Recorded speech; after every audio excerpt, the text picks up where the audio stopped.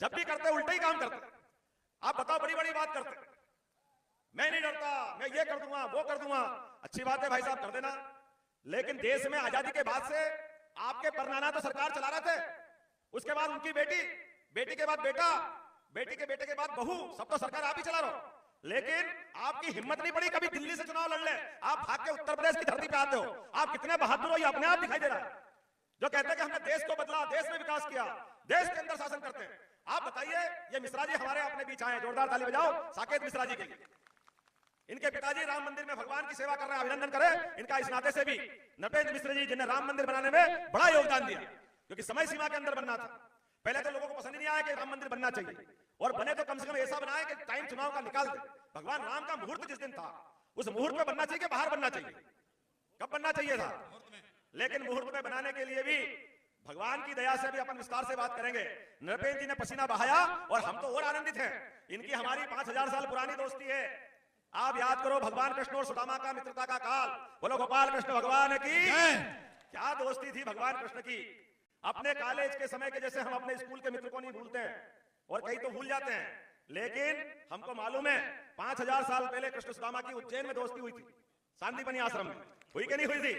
और सांदीपनि आश्रम में होने वाली मित्रता काल के प्रवाह में परवान चढ़ते चढ़ते भगवान ने अपना अलग अलग प्रकार के रोल अदा करते हुए द्वारकाधीश हो गए। और इधर सुदामा जी की परिस्थिति परमात्मा परीक्षा लेता है, जाने अनजाने खराब हुई, और ऐसे में घर में पत्नी ताने दे रही कि तुम्हारा कहां मित्र कहां से कहां पहुंच गया, और तुम यहाँ खाने के लाले पड़ रहे हैं, कुछ लाओ घर में खिलाओ। नहीं है कुछ तो रोज ताने देते। जय गुरुदेव वाले बेटे आपको भी प्रणाम करता हूं, उमाकांत महाराज की। क्या बाबा जय गुरुदेव ने भी अपनी साधना के पथ को अपनाया। मैंने उज्जैन में मेरी विधानसभा के अंदर सदैव प्रणाम करने बाबा जी को जाता हूँ, 2-3-4 जून को वहां भी आ रहा हूं। मैं आज इस अवसर पर इसको उल्लेख इसलिए कर रहा हूं कि सुदामा ने ताने सुन करके अपने मित्र से तरफ चलने का कदम बढ़ाया, और भगवान कृष्ण की ऐसी कई सारी बातें समाज में आती नहीं है, वो आना चाहिए, बोलना चाहिए। भगवान के पास जब सुदामा पहुंचे, द्वारपाल ने बताया कि कोई सुदामा आया है, फटे कपड़े, पसीने में लथपथ, लगता ही नहीं कि आपका मित्र है, लेकिन वो कहता कि आपका मित्र हूं। इतना सुनते ही भगवान सिंहासन पे बैठे राज दरबार छोड़ करके दौड़े दौड़े आए अपने मित्र का स्वागत करने के लिए। ये हमारी लोगों की मित्रता का उदाहरण है। ये हमारी मित्रता होती है। पैसा हो गया तो क्या हो गया, लेकिन पैसे के ऊपर संबंध हो गए, और संबंध हमारे कैसे बनना चाहिए भगवान ने उस समय सिखाया। और हम सब याद करें, कभी पढ़ोगे तो याद आएगा। अभी मैं कांग्रेस को और अंग्रेज को इसमें जोड़ूंगा, आप याद रखना, इस कहानी को छोड़ूंगा नहीं। आज भी वही याद आएगी। भगवान के आगे सुदामा वैभव देख के आंखें चौंधी आ गई, बोल नहीं पाए, बता नहीं पाए काहे के लिए आए, और भगवान ने भी उनकी सारी परिस्थिति समझ ली। श्री कृष्ण भगवान ने उनको अच्छा नहलाया धुलाया, पैर धुलाए। लोग तो कहते हैं अपने आंसुओं से उनकी हालत देख करके उनके पैर धुला दिए, इतना मित्रता का प्रेम उनका था। लेकिन उसके बाद भी 1 महीना, 2 महीना, 3 महीना, 4 महीना, 6 महीने तक अपने यहाँ रखा। अब सुदामा ने कहा मेरे को अपने परिवार की याद आ रही, मेरे को जाना, कन्हैया जाने दो, जाने दो, जाने दो। कन्हैया टाले जा रहा है, और जाने के टाइम विदा करा तो अपने उसी प्रकार की व्यवस्था से विदा करा। अब सुदामा जी के अंदर से मन में लगा कि ये कैसा कन्हैया है, कुछ तो दे जा भाई, ऐसे कैसे छोड़ रहा, ना हाथ में दिया ना साथ में दिया, और ऐसे रवाना कर दिया। तो सुदामा अपने भगवान को थोड़े मन में मित्र को कोसने नजर आए कि कैसे आदमी है, इतने बड़े आदमी थोड़ा धन दौलत दे देते, अब मैं घर में क्या मुंह दिखाऊंगा। लेकिन ये जैसे ही बढ़े, इनके घर के 2-4 किलोमीटर 10 किलोमीटर दूर से क्या देखते हैं कि सेवक लेने आए, कहां तो फटेहाल कपड़े में गए थे, और जो आए वो महाराज महाराज करके प्रणाम कर रहे हैं। ये इनकी आंखें फटी रह गई, हुआ क्या। घर जाके देखते तो भव्य महल बना हुआ है, सोने चांदी के ढेर लगे हुए हैं। अपने मित्र की पीठ पीछे इतनी मदद करी कि लगा कि हाँ कन्हैया का दोस्त कैसा होना चाहिए। ये भगवान कृष्ण का उदाहरण है, और इसमें 2 शिक्षा छिपी हुई है। वो शिक्षा क्या है? एक शिक्षा ये कि आपका कोई कितना ही कट्टर दोस्त हो, अगर मांगने आए तो आप उसको सामने से दोगे तो उसकी आंखें नीची हो जाएगी, थोड़ी इंसल्ट होगी, उसकी इज्जत खराब होगी। आप उसको दो जरूर, लेकिन जता के मत दो, पीठ पीछे पूरी मदद कर दो, और अपने मित्र का मान सम्मान बढ़ाओ। ये भगवान कृष्ण ने हमारा उस समय सम्मान बढ़ाया। जिंदाबाद जिंदाबाद। मैं इस बात को इसलिए भी दोहरा रहा हूं कि ये हमने अपने सारे पाठ्यक्रम, आप बताओ कितना अच्छा पाठ छिपा हुआ है, लेकिन अंग्रेज आए 1812 में लॉर्ड मैकाले की शिक्षा नीति लागू करी। उन्होंने हमारे पाठ्यक्रम से भगवान कृष्ण के, भगवान राम के, सारे देवी देवताओं के सब पाठ्यक्रम निकाल दिए, सब बाहर कर दिए कि इनको पढ़ाने की जरूरत नहीं है। ये कपोल कल्पित गाथाएं, अरे ये कपोल कल्पित गाथाएं, इनसे जीवन की शिक्षा नहीं मिलेगी। चलो उस समय हम गुलाम थे।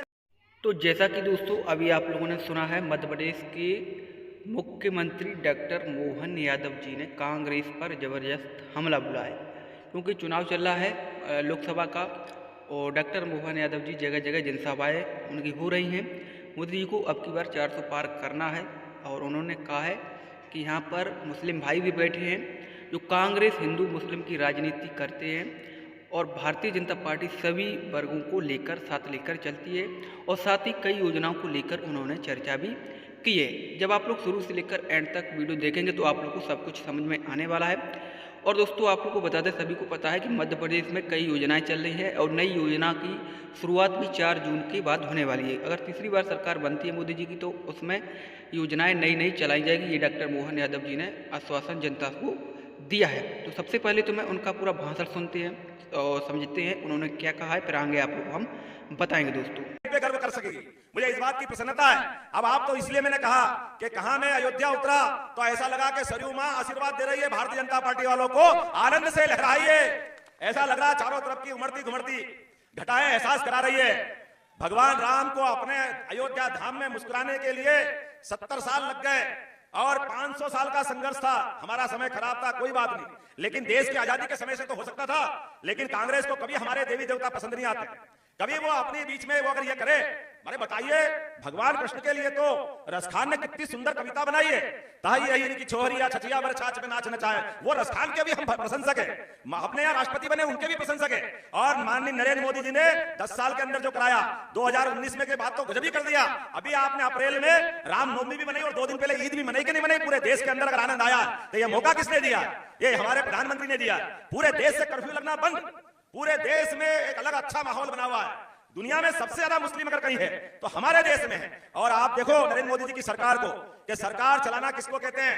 आप लाइन से उठा के देख लो, इनने फूट डालो राजनीति करी कांग्रेस ने, लेकिन कांग्रेस के किसी आदमी का सदैव वो कुछ भी करते रहे, लेकिन सबसे ज्यादा मुस्लिम देशों में सम्मान अगर हो रहा है तो नरेंद्र मोदी का हो रहा है। हमारे सामने वो उदाहरण, ये बांग्लादेश की प्रधानमंत्री राखी के दिन राखी भेजती है मोदी जी को और बदले में मोदी जी साड़ी भेजते बहन को।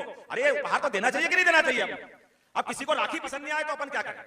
किसी को दिवाली पसंद नहीं आए, किसी को होली पसंद नहीं आए, उनको होली पसंद आती खून की होली, और हम अपनी होली से सारे अपने पुराने शोक खत्म करके नए उत्सव में डूबते हैं। ये हमारे मोदी जी का शासनकाल है। मुझे इस बात की प्रसन्नता है, आप सब भी एहसास कर रहे होंगे। आप में से सब बताओ जितने यहाँ बैठे हैं, नरेंद्र मोदी जी का परिवार का कोई व्यक्ति चुनाव लड़ रहा है भाई?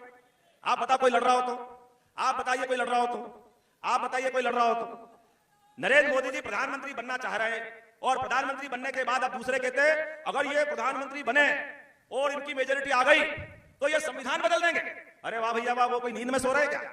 आज भी तो सरकार ही चला रहा है, और 1-2 दिन से नहीं, कितने साल से चला रहा है? कितने साल चला रहा है भैया? कितने साल से चला रहा है? कितने साल से चला रहा है? वो 10 साल से सरकार चला रहा है। आज तक तो संविधान नहीं बदला। आज तक तो उनने वो करके दिखाया जो 35 साल पहले तुम्हारे पापा नहीं कर पा रहे थे बाबू साहब, ये उससे आगे वाले काम करके दिखा के गए। कांग्रेस वाले किस मुंह से बोल रहे हो? 35 साल पहले बहनों का, मुस्लिम बहनों का सुप्रीम कोर्ट ने फैसला किया था कि 3 तलाक का कानून गलत है।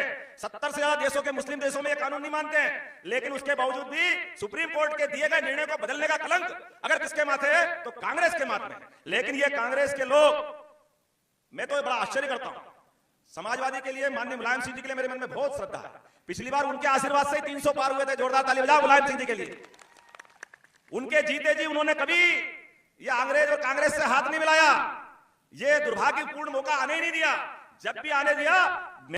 तो अभी दोस्तों आप लोगों ने सुना है मुख्यमंत्री डॉक्टर मोहन यादव जी ने कांग्रेस पर हमला बोला है।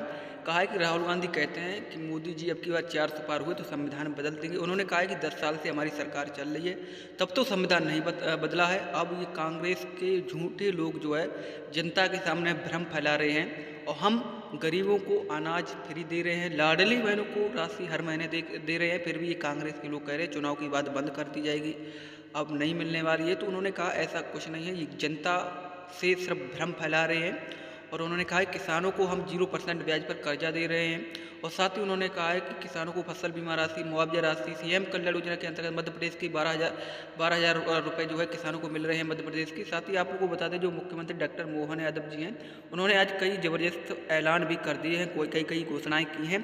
आप लोग को बता दें कि आने वाली जो राशि है लाडली बहना की 13वीं किस्त की, उसको बढ़ा भी जा सकता है।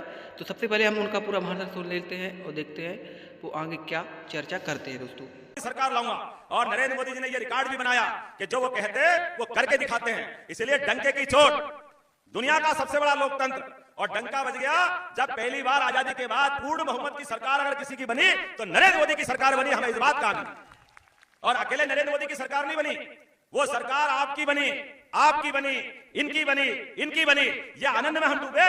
गरीब आदमी के परिवार से निकल करके कोई आदमी लोकतंत्र का प्रधानमंत्री बना, ये उदाहरण भी बना तो किसके सामने बना?